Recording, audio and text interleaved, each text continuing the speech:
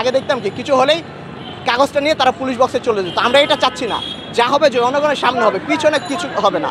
যা হবে হাতের উপর কাগজ লেখা হবে, ওই হাতের নিচে পিছন দিয়ে পকেটে ঢুকে দেবো। আমরা এই সিস্টেমটা চাচ্ছি না। পুলিশ তো ব্যস্ত থাকে এই আপনার সাইডে আটকায়া কাগজ দেখে টাকা পয়সা খাওয়ার ধান্দায় থাকে, আর এখানে যে ট্রাফিক সিঙ্গেলটি ওনারা এত সুন্দরভাবে করতেছে যেটা মনে করেন যে অমানবিক। আমরা আশা করি না তাদের কাছ থেকে যে এত সুন্দর ট্রাফিক সিঙ্গেলটা পাবো।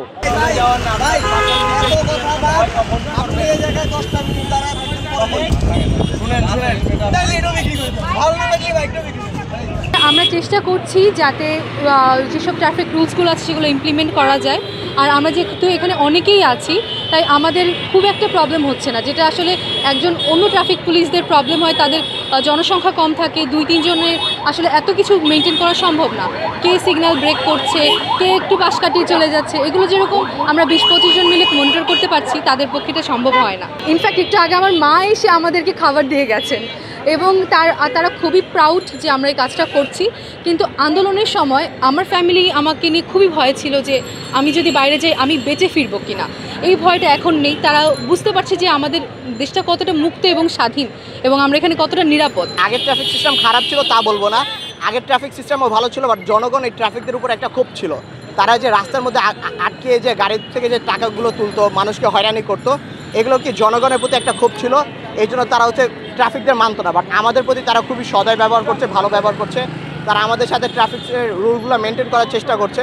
সো যদি আমাদের ট্রাফিক সার্জেন্টরা বা ট্রাফিক পুলিশরা, যেসব আমাদের ভাইরা রয়েছে আইন শৃঙ্খলা রক্ষার্থে, তারা যদি আমাদের জনগণের সাথে ভালো ব্যবহার করে তাহলে আশা করি বাংলাদেশের অবস্থা ভালো থাকবে, কোনো ঝামেলা থাকবে না এবং আইন শৃঙ্খলা খুব সুন্দর চলবে।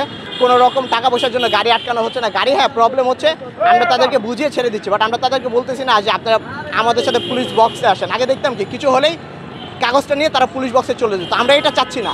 যা হবে জনগণের সামনে হবে, পিছনে কিছু হবে না। যা হবে হাতের উপর কাগজ লেখা হবে, ওই হাতের নিচে পিছন দিয়ে পকেটে ঢুকে দেবো। আমরা এই সিস্টেমটা চাচ্ছি না। আমরা চাচ্ছি একটা নতুন সিস্টেম আসুক, যেখানে জনগণ সম্মান করবে, পুলিশ জনগণকে সম্মান করবে, সবাই সহযোগিতার সাথে আমরা একটা নতুন দেশ গড়ব। তো আমরা এখন ছাত্ররা চেষ্টা করছি এই দুর্নীতি এবং চাঁদাবাজির বিরুদ্ধে রুখে দাঁড়াতে। পুলিশের চেয়ে ওনারাই ভালো করতেছে, ওনারা ভালোভাবে নিয়ন্ত্রণ করতেছে। পুলিশ তো ব্যস্ত থাকে এই আপনার সাইডে আটকায়া কাগজ দেখে টাকা পয়সা খাওয়ার ধান্দায় থাকে, আর এখানে যে ট্রাফিক সিঙ্গেলটি ওনারা এত সুন্দরভাবে করতেছে যেটা মনে করেন যে অমানবিক। আমরা আশা করি না তাদের কাছ থেকে যে এত সুন্দর ট্রাফিক সিঙ্গেলটা পাবো, কিন্তু খুব সুন্দর হচ্ছে। লাইনে বাই লাইনে গাড়ি পার করতেছে, সাইড দিয়া বাইক বা রিক্সা পার করতেছে, খুব সুন্দর লাগতেছে। ট্রাফিক জ্যামও কমেছে না? হ্যাঁ, জ্যাম অনেকটাই কমেছে।